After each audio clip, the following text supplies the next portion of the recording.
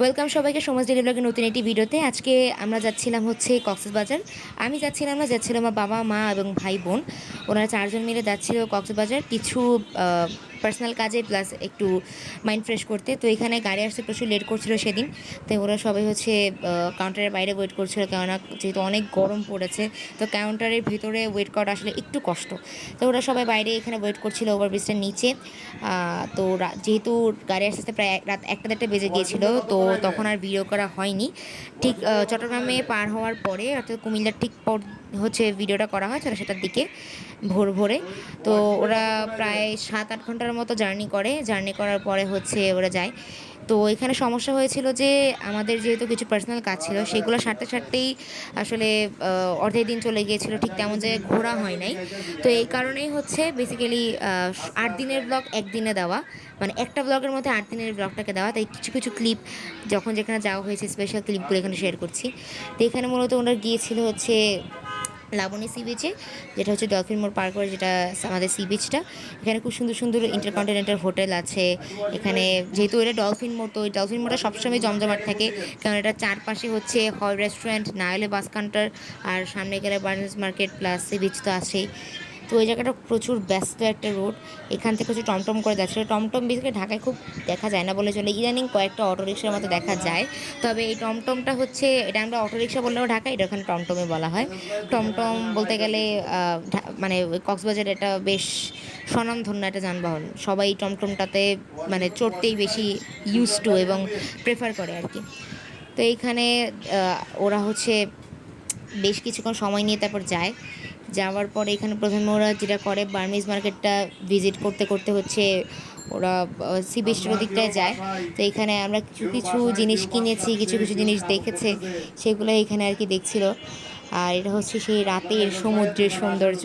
আসলে আমরা সবসময় যখনই আসি তখন দিনের বেলা আসা হয়, যেহেতু আমাদের একটা মানে ফান করার একটা টেন্ডেন্সি থাকে। বাট এবার হচ্ছে যেহেতু পার্সোনাল কাজ আসা হয়েছিল মূলত, তাই তেমন ফান করার মুডে কেউ ছিল না। তাও মাইন্ডটা ফ্রেশ করার জন্য হচ্ছে এরকম রাতে জোয়ারের সময় হচ্ছে যাওয়া হয়েছিল, বেশ রাত তখন। তাও কিন্তু রাস্তাঘাট প্রচুর জমজমাট ছিল, দেখাই যাচ্ছে।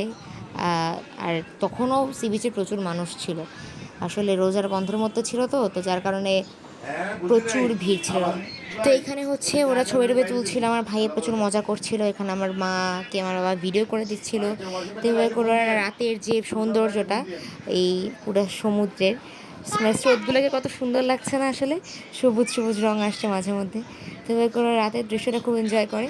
তারপরে হচ্ছে ওরা বাকি কাজকর্মগুলো ওখানে করে আর কি। আসলে এখানে প্রচুর মানুষ ছিল, যেটা আসলে বলে বোঝানো যাবে না। আর আমার ভাই তো ওখান থেকে আসতেই চাচ্ছিল না, এমন একটা অবস্থা। আর এখানে বিভিন্ন ধরনের স্টল বা ওরা ঘুরে ঘুরে দেখছিল, মানে বেসিক্যালি বার্মিজ মার্কেটটা। আমার ভাই তো বল টল দেখে একদম পাগলই হয়ে গেছে। তো এখানে বার্মিজ মার্কেট হচ্ছে শঙ্খ, যেহেতু সমুদ্র, তো শঙ্খ, শামুক, ঝিনুক এসবের জিনিসপত্র তো মাস্ট এখানে থাকবেই। আর বার্মিজ মার্কেট কিন্তু বাংলাদেশের স্বনামধন্য মার্কেট বা বাজার যেটাই বলি না কেন, এর মধ্যে অন্যতম। তো এখানে ওরা প্রত্যেকটা স্টল ঘুরে ঘুরে দেখছিল। এখান থেকে আমরা কিছু জুয়েলারিস নিয়েছি, সেগুলো হয়তো তোমরা সামনে দেখতে পাবে। এখানে হ্যাটস আছে, জুয়েলারিস আছে। এরপরে এবারে ওই যে জুয়েলারিস দেখছে ওরা, তো এরকম অনেক কিছু ওরা দেখে নেয়। এভাবে করে আর কি ওরা শপিংটা শেষ করে তারপরে হচ্ছে এখানে আমার ভাই খেলছিল এই ফাঁকে, কী কী লিখছিল জানি মাটির মধ্যে। ও খুব ফান করছিল এবার, মানে খুব মজা পেয়েছে। আর দেখি যে আমার মা কাজে ব্যস্ত, কী কী জানি কিনছিল। তারপরে ওদিন ও সেদিনের ঘটনাটার পরে এর 2 দিন পরে হয়তো একটা ইনভিটেশনে যাওয়া হয়। সেখানে হচ্ছে অনেক কিছু রান্না করেছিল আমরা, চিংড়ি, কাঁকড়া, সাদা ভাত থাকবে, তারপর মাংস, তারপর লাল শাক, তারপরে এটা কী ছিল ঠিক বলতে পারছি না, তবে মলা মাছ, ডাল, সব কিছু দিয়ে হচ্ছে খুব ভালো মতো ওনারা লাঞ্চটা কমপ্লিট করে। ওই যে আমার আন্টি ওইখানে চলে গেল, আর এদিকে আমার ভাই আর আমার মা ভিডিও করছিল।